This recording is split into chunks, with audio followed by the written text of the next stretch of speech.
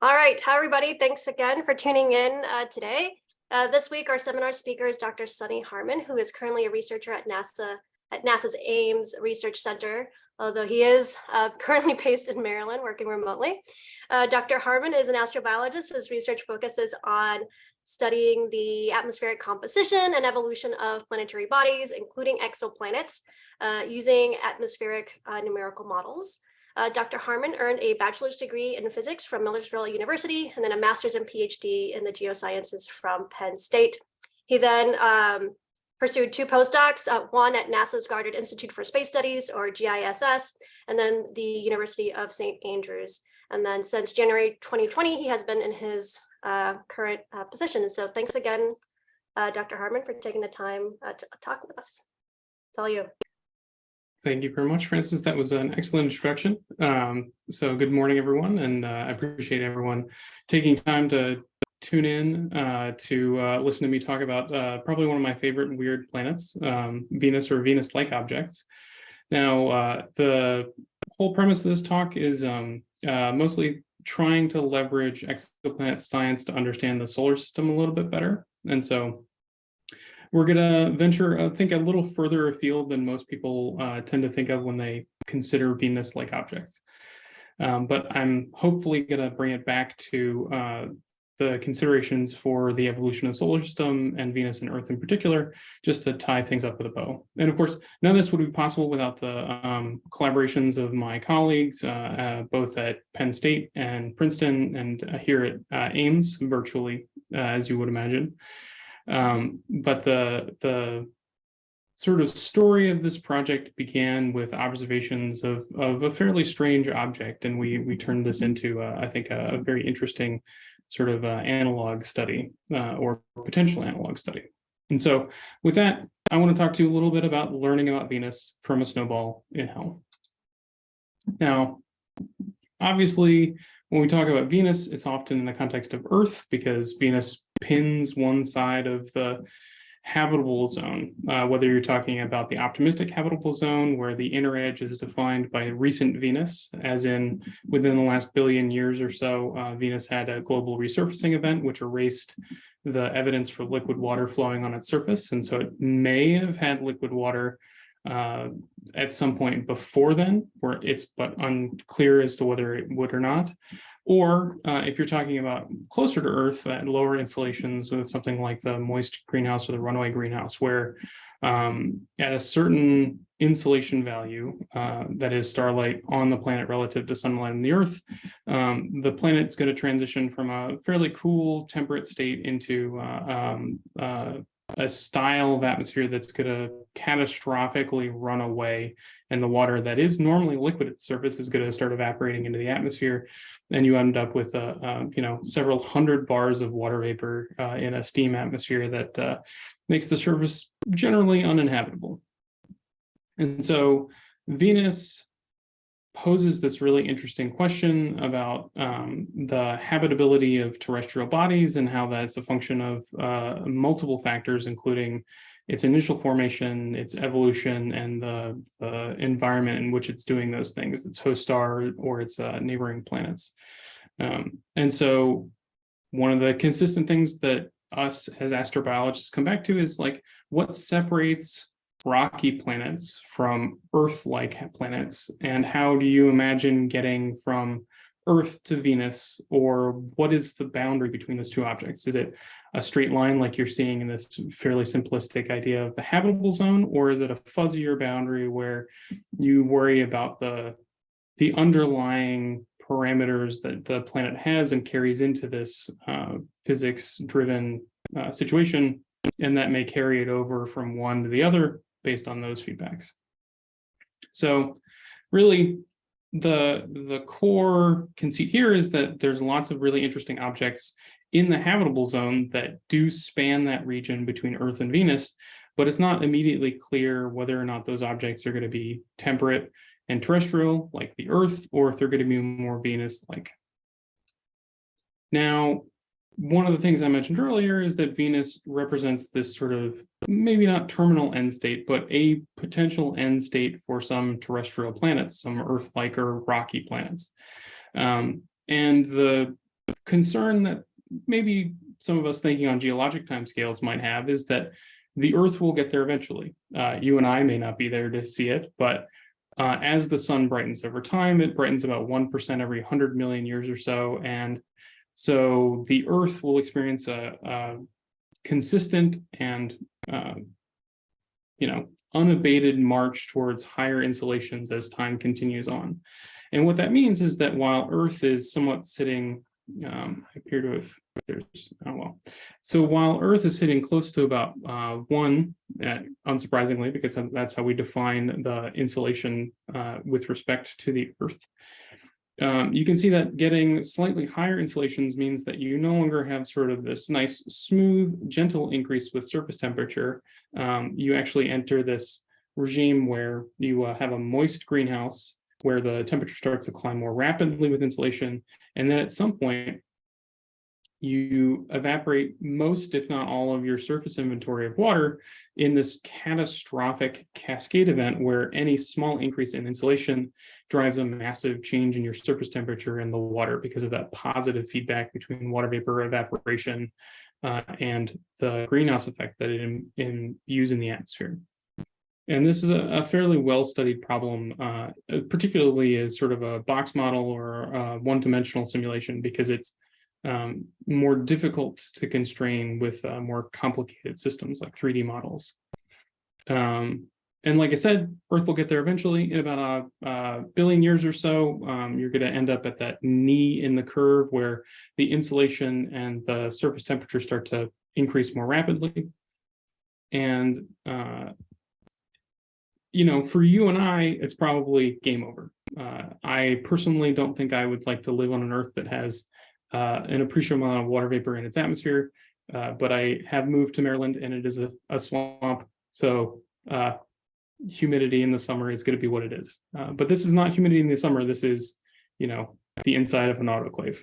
So, and like I mentioned, it's not going to be a fun trip. You're going to see that the water vapor, in this particular case, thinking about stratospheric water vapor, because that's a secondary consideration for thinking about how these states evolve.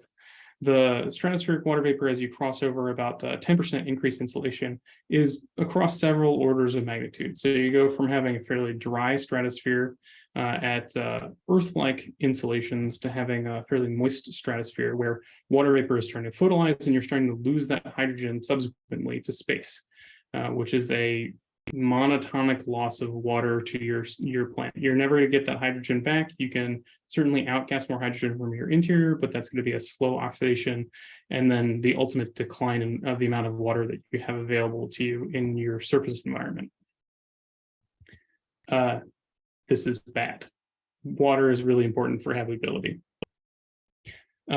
And one of the nuances with the runaway is that as you think about the underlying physical scenario that you start off that runaway state, or you start warming that planet monotonically with time, you can get into these really interesting scenarios where, for example, if you start off with a drier planet, like Kadama et al. 2018 demonstrated in one of their manuscripts, if you have a dry planet with relatively little water vapor, it's really difficult to actually get kicked into a runaway threshold, runaway greenhouse. And so as you march towards larger and larger water inventories, or you're allowing water near the equator where most of your photons are going to be, and you have a much stronger temperature water vapor feedback cycle, a la the tropics or the Amazon, you get this much stronger increase with insolation.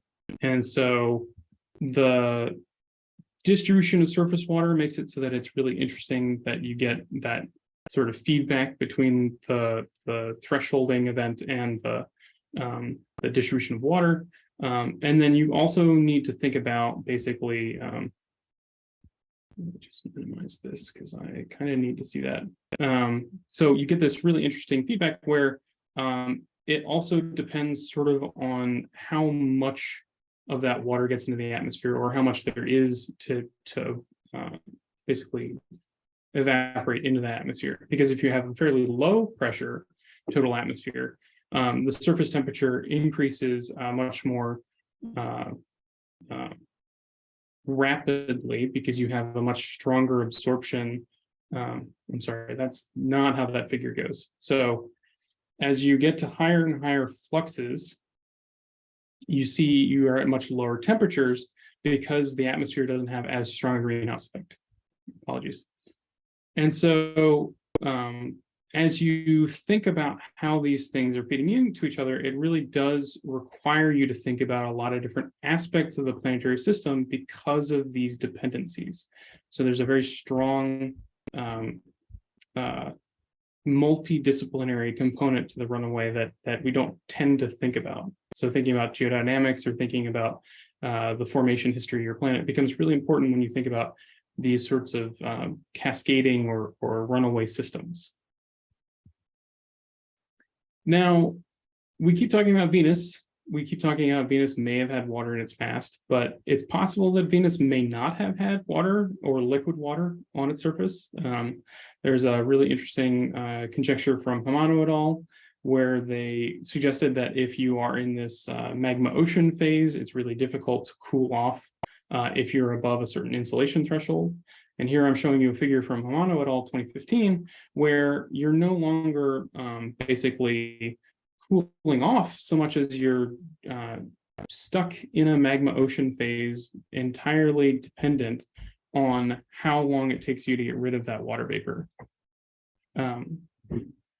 And so the lost time for water, which is equivalent to the lost time for the surface inventory of water in these scenarios, is basically limiting the time it takes you to exit the magma ocean phase. And so if you have about an Earth ocean of water, you're talking about, tens to about 100 million years that you're stuck in this magma ocean phase. And that it's literally, you have to lose the water before you can cool off and solidify your surface. And by that point, if you have no water, it's really hard to make a surface ocean.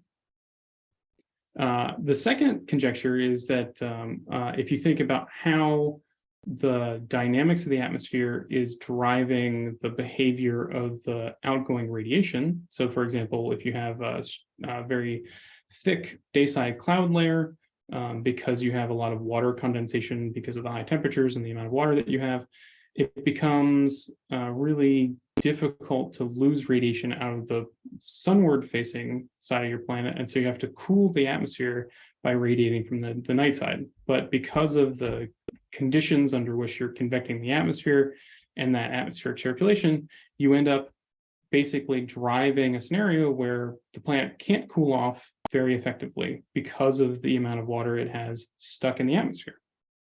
This is the Turbay et al. Result from last year, where they suggested that even if this started off as temperate, the fact that it would warm over time and it would have some water in its atmosphere, even if you froze out the magma ocean and had some liquid water near the surface, you basically would evaporate into the atmosphere, form these cloud layers, and then that would basically have a runaway feedback where the water would continue to evaporate and you can't cool the planet as effectively.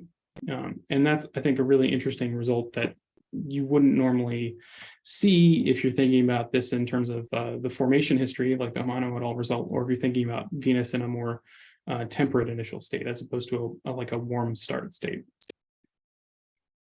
Now, the other scenario that I think is probably a little more optimistic, and we can certainly debate whether or not Venus had liquid with surface water in its history or not, is that Venus somehow got through its early span of time forming and cooling off and somehow condensed liquid surface water. Maybe there's a wrinkle in Harman et al. Results, or there's a secondary process that allows Venus to form and then cool and then condense liquid surface water. But if you can get past that very, this sort of the terrible twosome age range, and you get into, a few 100 million years on and you have liquid surface water, then it's possible that Venus could maintain temperate surface conditions for a fairly long time. This goes back to the conjecture from Casting et al., looking at the recent Venus limit. So basically, the very last moment that you could have liquid surface water and have evidence for it on Venus would be about 800 to a billion years ago, which is indicated by the LIP period, the Large Igneous Province period, in the Way and Del Genio figure. So at that point, there's some sort of magmatic or tectonic event that you outgas a lot of CO2 and a lot of water vapor, and then you just get this catastrophic runaway that drives Venus into an uninhabitable state. So you've got these sort of two bookending scenarios where Venus likely could have been uninhabitable from the very start, had no liquid water, or it could have been temperate for a long period of time and then suddenly catastrophically lost most of its water vapor over a fairly short geologic period. In both these scenarios, we're talking about losing the water, but we're not sure when necessarily because of these two competing conjectures.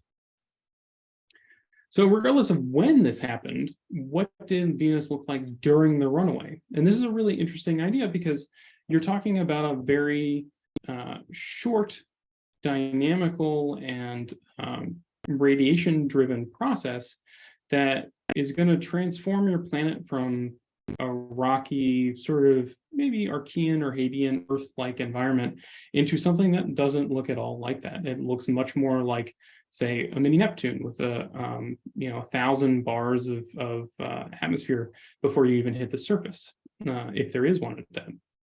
And so the problem with looking for these types of transitional states is they tend to be fairly limited in duration.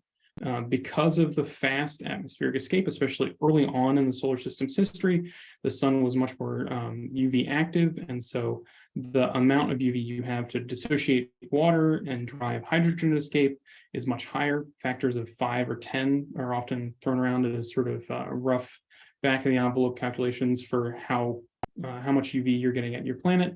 And those types of fluxes are really going to substantially modify your atmosphere in a fairly short amount of time. And so you can see here a figure from Kuramoto et al. 2013, where they basically ran through a really, I think, well-documented derivation of the atmospheric hydrogen escape limit based on sort of the physics of that scenario. And then they included some modulations to that contrasted it against other published results. And so here you're seeing on this figure the hydrogen escape rate on the vertical axis and the amount of water at the homopause, because the dynamics are going to mix water up to the homopause, and then beyond the homopause, you actually have diffusive separation of gases by molecular weight. And so it's really hard for water, especially, to get higher up than that dynamically, just because it tends to be heavier than the things that float around in the homopause, above the homopause, in the heterosphere. And so the Kuramoto results here are showing that if you have 10 times the solar UV at present, which is something that you might see in the Hadean and the Archean, early Archean, you get escape rates that are, capable of eroding your an Earth ocean of water in tens to hundreds of millions of years, and it's a very, very fast process. Casting and Pollock 1983 quoted something like 1 billion years to lose most of the water at the I think the upper end of some of the simulations they did. But again, we're talking about the nuance here of incorporating additional components like stellar evolution and thinking about the dynamics in these types of scenarios. So there's lots of different knobs you can tweak in these scenarios that really drive the behavior of the system over longer timescales. So Venus potentially losing its water doesn't really matter when, unless you're constrained by the amount of UV, in which case it's probably slower for later Venus-like states, but typically less than 1 billion years. And the problem with trying to find a planet that's undergoing some sort of 10 to 100 million year process is that you don't necessarily know the age of the stars that you're looking at, so there's a wide latitude in age constraints there. And because you're looking for 100 million years over something like a 10 billion year lifetime for K and G dwarfs, for example, it gets really hard to find a direct Venus analog. It is, and if you'll excuse my very rough probability distribution, if you're looking at, say, 70 planets that are Venus-like potentially, and you don't have great age constraints, and you don't know when you're supposed to be looking for that Venus-like runaway state, you can look at 70 or so of those planets and still only have a coin flip of a chance of seeing one of them that is in that transitional state where it's got lots of water vapor in its atmosphere and it's losing it rapidly. And the odds get worse as it gets shorter. And obviously, like, there's some nuance here with stellar ages and with when you think this process is happening. Like, maybe you look for younger clusters to look for planets like an early Hamano et al. Magma ocean water loss scenario, or maybe you look at planets that are just interior to Earth or at 1.2 or 1.3 times Earth insolation, to try to nail down, like, if those planets are really going to be Earth-like or if they're going to be more Venus-like. But there's a lot of nuances in there. So things like rotation rate is going to drive planets that have synchronous rotations. They're going to have a much wider latitude for maintaining habitable surface conditions, depending on their host star. Things like the amount of water you have, like we looked at the Kodama et al. Results, like, those are all really important nuances that mean that the thing that you're looking at may not actually represent the state that you're trying to capture with these observations. So what if we look at an analog? If finding an exovenus during its runaway is hard, then what other planets might have water-dominated atmospheres at intermediate installations, so they're not like hot Jupiters that are being stripped by their stars just because they exist in like a half day or a tenth of a day orbit periods. We want to find something that we can use to constrain the physics of the loss of Venus's water almost one-to-one. And so maybe the thing that we need to look for isn't necessarily a direct Venus twin, but maybe something that bears a lot of the same hallmarks and has a much longer lifetime. And so the conjecture here is, why don't we look for a snowball? And a snowball in this case means maybe a mini Neptune or super Earth that forms beyond the ice line. And then through dynamics or migration or some mix of the two, manages to find itself inside the habitable zone or interior to the habitable zone, and then because of the high installation starts to basically turn that ice into steam. That steam is allowed to escape because it's a lower mass planet in the first place, and so you end up in this Venus-like runaway greenhouse state, but it's not necessarily in the same sort of planetary context, and so it's a snowball in hell. I am incredibly pleased with myself for being able to use that title in print and having it become part of the literature. It's just, I don't know, it's just one of those like fun little things that I can claim on my resume, right?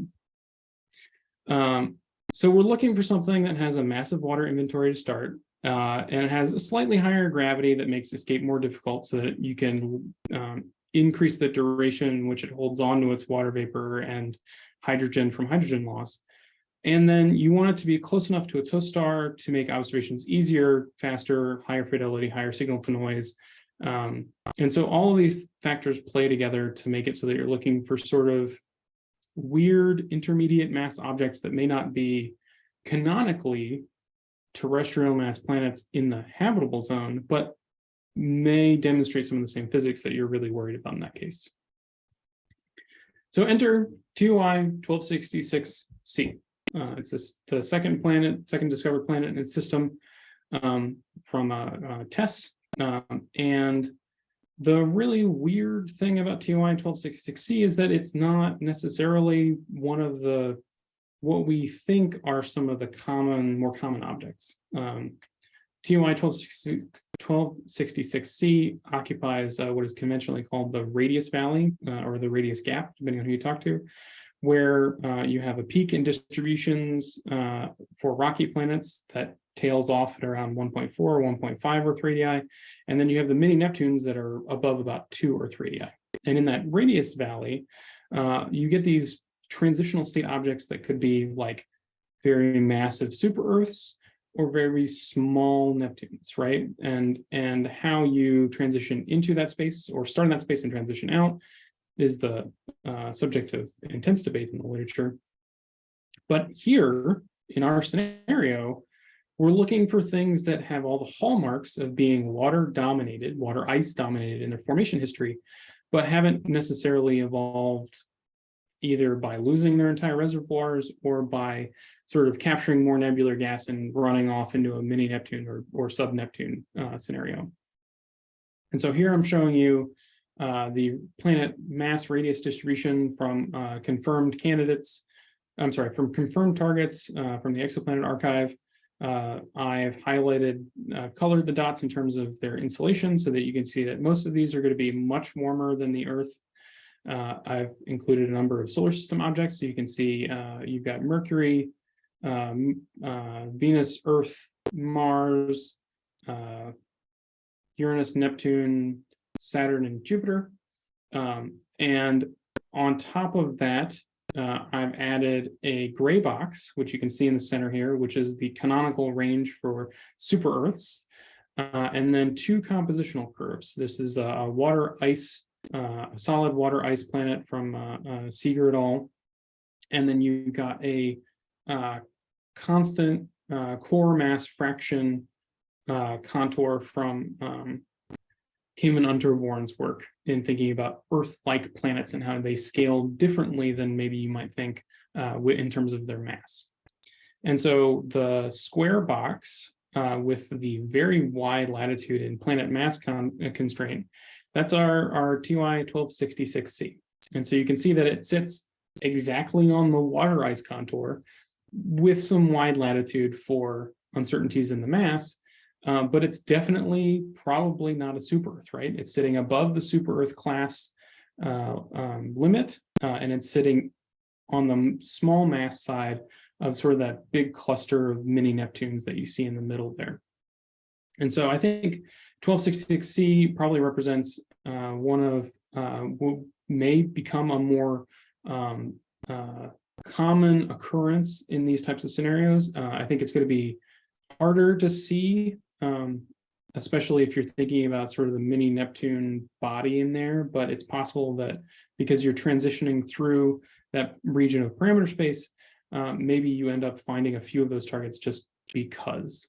And so the core conceit here is that TY 1266c represents this snowball state, and because of its modest installation, maybe it tells us something about the runaway state for Venus. And as I've mentioned before, there's a number of factors that affect how a snowball melts, or what go into planet formation in general, and in particular, what drives these types of snowball in hell scenarios. Two of the ones that I'm not going to get into today because they are not within my area of expertise are thinking about sort of the internal heat and cooling contraction of a planet. So thinking about the internal dynamics and differentiation and how that goes as a function of the planet's age and its formation history. I've posited that you could form it outside the ice line and migrate it inside interior to the ice line through dynamics or scattering, but I'm not a formation person. And so I'm going to posit that the planet is a particular way, but with a caveat that I am using it as a test scenario and not necessarily as the canonical thing that all of those bodies will look like as a function of that formation history or that evolution with time. One of the other things we have to incorporate, as I mentioned before, is that we need to think about the ultraviolet radiation that's incident on the planet, because that's going to have a strong impact on the bulk composition of the atmosphere, especially for these intermediate mass, intermediate insolation objects. So we need to think about host star luminosity and think about these X-ray and ultraviolet photon emissions. And so what you can see here is I've borrowed a couple of luminosity age isochrones from Hidalgo et al. 2018. This is a beautiful data set from a Basti star catalog. And so TOI 1266 is about a 0.44 solar mass star. And as you can see, I've added a couple of hallmarks to it that really sort of set it out from the 0.45 solar mass contour. It enters the main sequence at about 300 million years. Tau sat is the UV saturation timescale. So basically, anytime before that, the emission is saturated, and the photons, because of the structure of the star, the UV photons are basically thresholded at some level, and they can't exceed that threshold, even if the UV is more interesting interior to the star. And once you get past tau sat, the UV tends to settle down and die off. You can see that in the bottom curve, where we're looking at basically a smooth, fairly flat evolution of the X-ray and EUV flux up to that tau sat, and then the X-ray and the EUV die off at different rates, but they're always sub the slope from the prior phase of that stellar evolution. And I'm using the X-ray EUV flux ratio from Peacock et al. 2020. If you dig into the details, the parameterizations that we often see sort of back of the envelope for these types of stars may not necessarily work for some of these intermediate mass M stars, particularly because they threshold at something like 1 or 2% of the total luminosity is notionally going to come out as X-ray or EUV.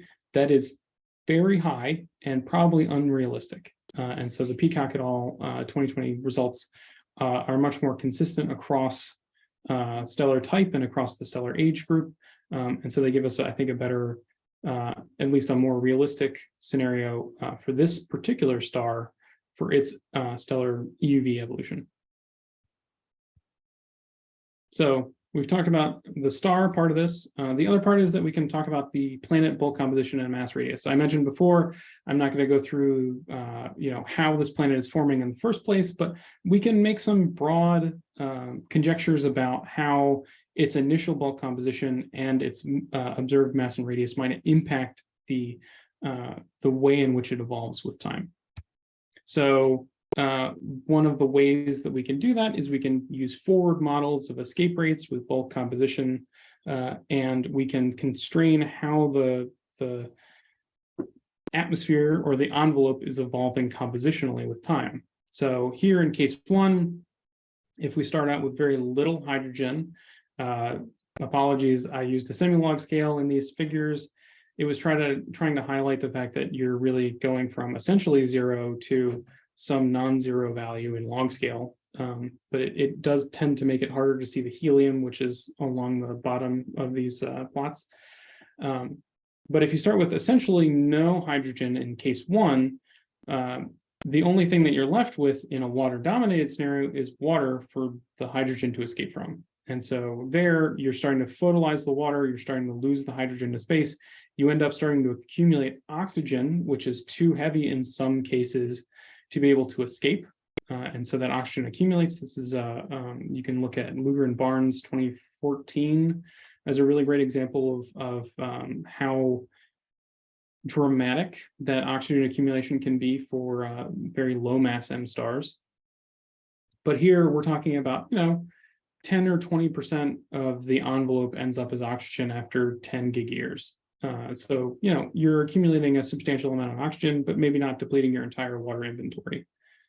In case two, however, if we think about a planet that starts off with slightly more hydrogen, not a ton, again, these are more consistent with something like a super Earth or a mini sub-Neptune, like, not a huge amount of envelope fraction.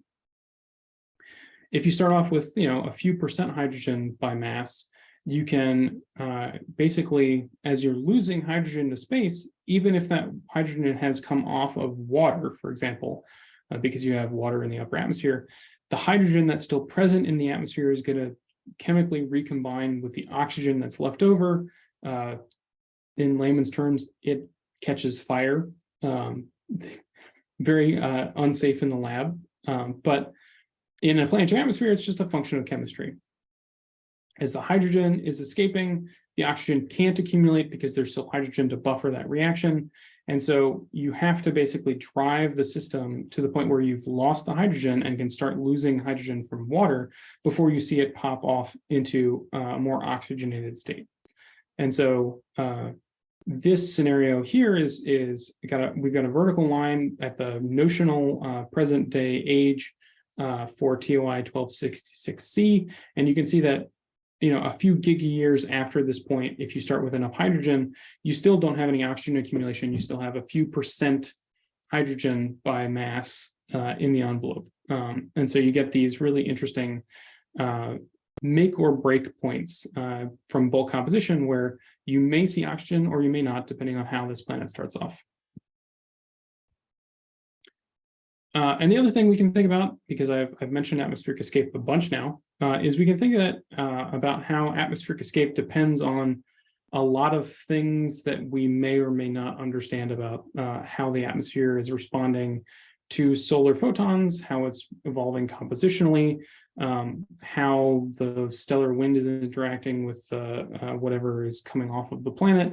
There's lots of things we can tweak and turn in terms of knobs for driving the atmospheric escape parameterization. And so why don't we let the error bars work for us? In this case, this is just a table showing you the 2 sigma limits on some of the values we have from the observations. So the stellar age is fairly unconstrained. The star could be anywhere from 2.7 to 12 gigayears old. The current luminosity is anywhere from 0.025 to 0.027 times solar luminosity. The mass is fairly unconstrained, like I showed from those wide error bars. The radius has a much smaller range that it could be over.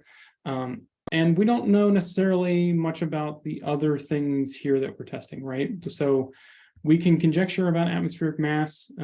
I have set it by fiat to the maximum water amount allowed by a 3-component planet structure model based on the mass and radius we select in any given scenario. So we're just assuming the most possible water vapor or water amount that you could have in that scenario.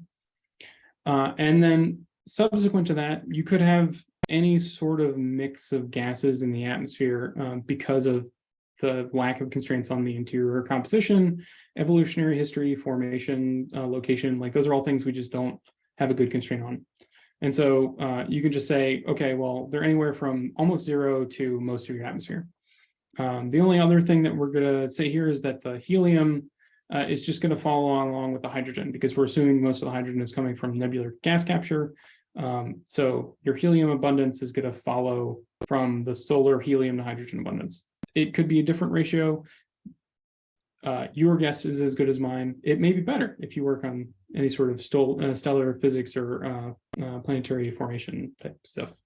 But these are all things that we just don't have any good guesses for, so we're going to just test everything. And then, of course, the escape efficiency is a strong function of the installation, the type of radiation, the bulk gas composition, the structure of the atmosphere. These are all things that I, in my copious free time, cannot capture very well.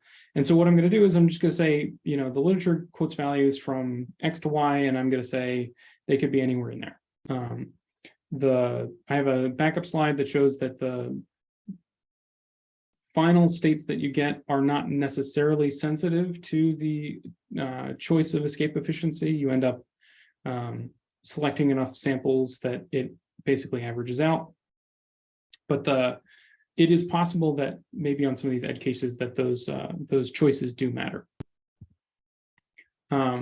So I custom built this escape code for this particular project because I was unsatisfied with some of the tools that we had available to us at the time.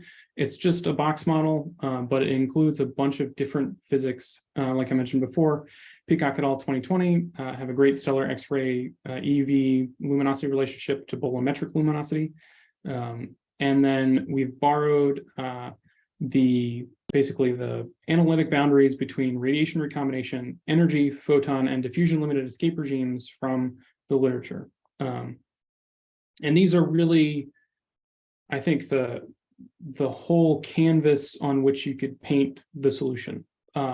If you aren't in one of these four sort of regimes, something is happening and we don't understand it. It's just like outside of our understanding of the atmospheric evolution in these types of scenarios. And if you're interested in sort of tinkering with this, it's up on GitHub. Happy to have people play with it. Apologies in advance because I'm not a professional coder and I definitely probably over-engineered some parts of it.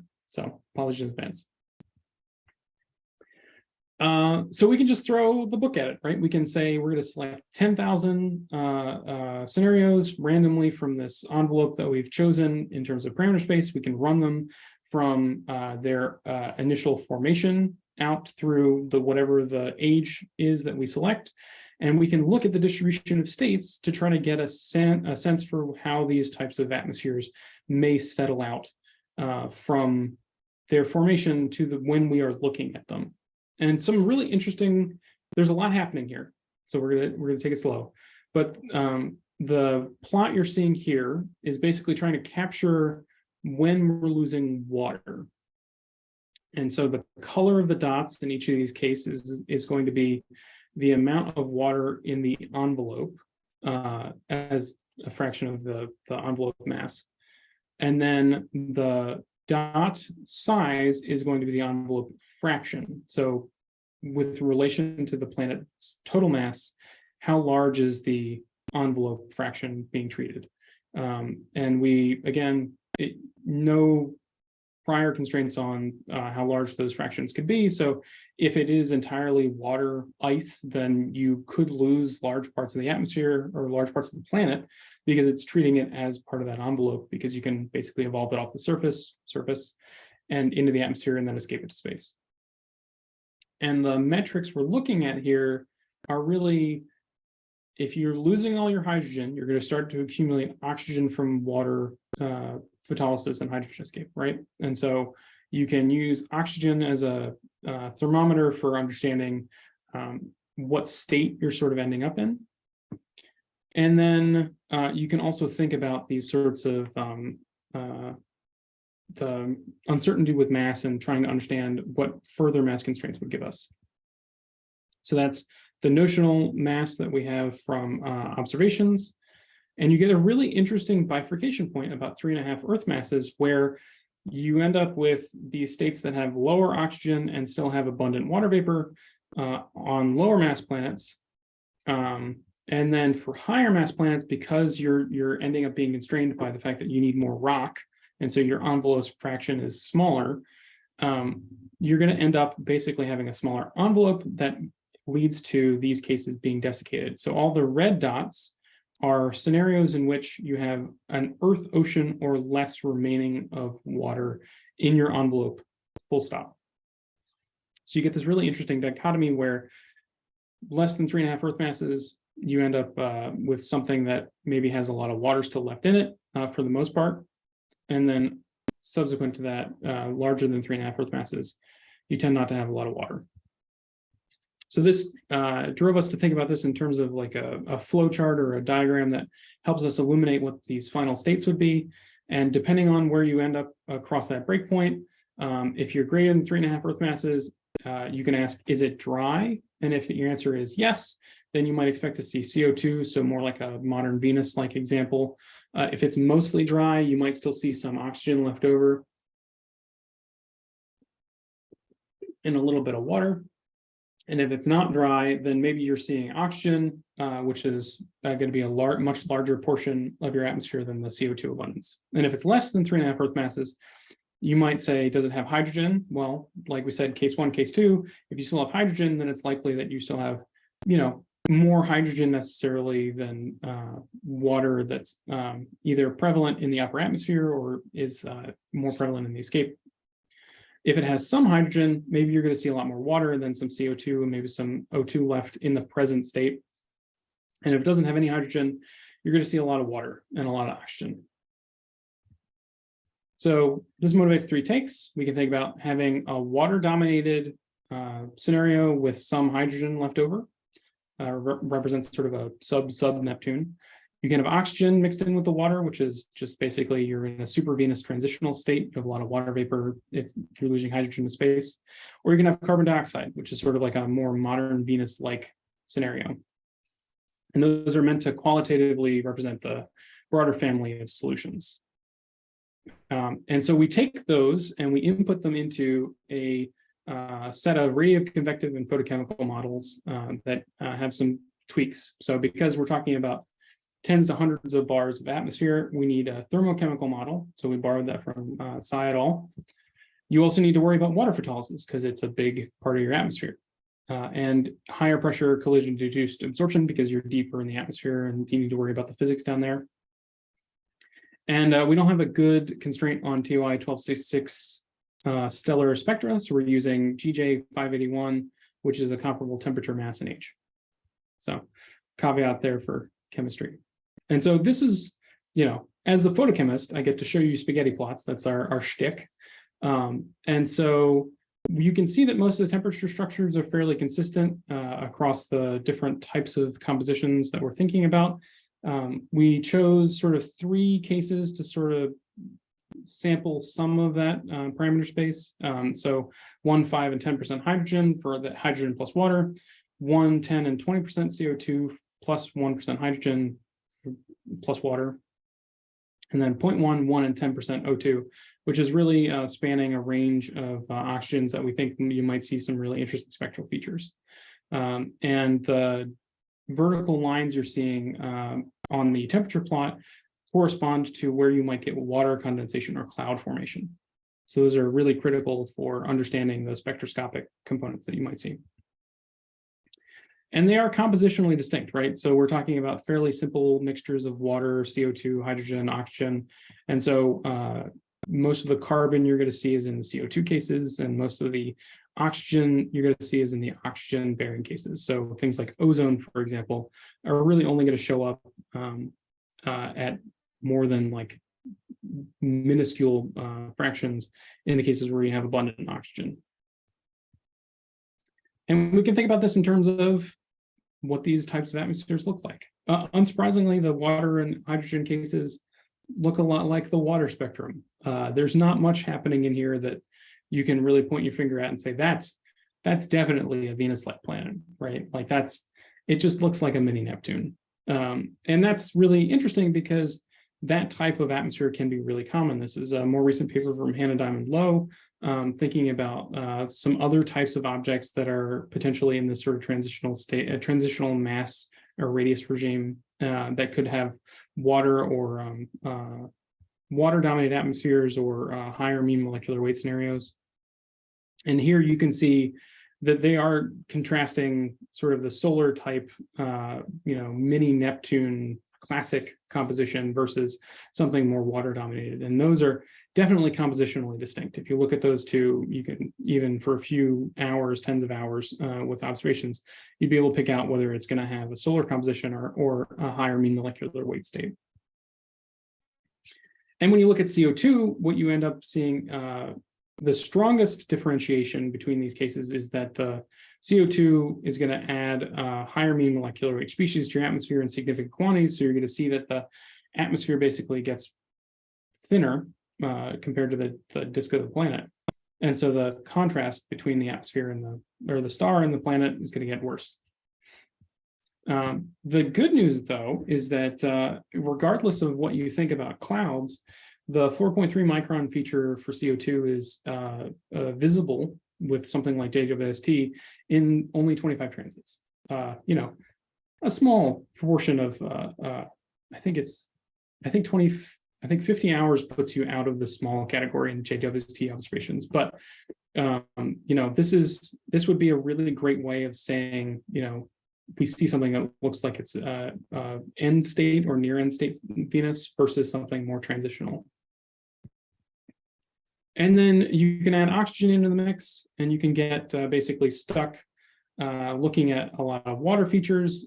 And while these three scenarios differ, again, because you're adding a higher mean molecular weight species, you're still seeing in large part the water vapor features.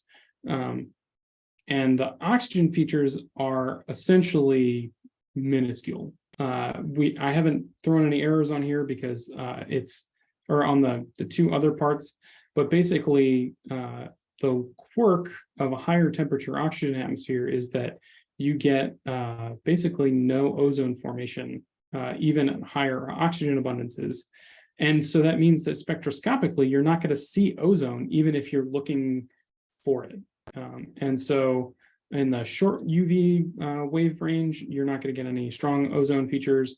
In the long wave at 9.6 micron, which is the canonical sort of best place to look for ozone, you're not going to see it. In the oxygen A band at 0.76 microns is just like, even with 50 hours, you're not going to see it. It's just, there's a huge error bars on that. So seeing oxygen in these scenarios is really hard. And so the future directions that we have are obviously additional high precision RV measurements can help us narrow down TOI 1266C's mass enough to force it into one of those evolutionary paths. Like I said, there's a 3.5 Earth mass breakpoint where if it's smaller than that, it likely has a large primordial envelope, and you can do all sorts of fun things with that. Whereas if it's larger than 3.5 Earth masses, you end up in a much more sort of not necessarily boring, but a much more sort of super Earth, super Venus type scenario. And obviously a more nuanced take on some of the underlying physics, like the interior and atmospheric structure. And additionally, the atmospheric escape could help us narrow down the possibilities even further. So we end up not necessarily maybe with a snowball, but maybe something like a dirty ice ball. Right, that might be more compositionally interesting. It might add some additional components that we need to think about. There's also other elemental species like nitrogen and sulfur that might appear that do appear in Venus's atmosphere that could have significant implications for observables, as in you might have hazes. I know that's anathema to thinking about observations, but we're going to have clouds anyway. Might as well throw hazes into the mix. Ultimately, what does this say about Venus? And more broadly, Earth mass and Earth-like plants? Well, obviously, the loss of water is a really significant turning point for these types of plants. And whether you're losing it earlier or later, it really does matter to us to understand the physics of that scenario and what's triggering those in those particular scenarios. And these types of analogs give us a really unprecedented window into an otherwise brief transitional state atmosphere. And so there's not really another great analogy for terrestrial planets where you're going to lose a large amount of volatiles, like impacts, obviously, but like other than that, you're really talking about sort of slow escape over long timescales. And it's also possible that observing water-dominated atmospheres gives us vital clues to help us differentiate between Venus's evolutionary scenarios. So deciding between scenario 1 or 2, or maybe none of those, and getting a better sense for that. And with that, I've got a couple minutes left. I'm happy to take questions.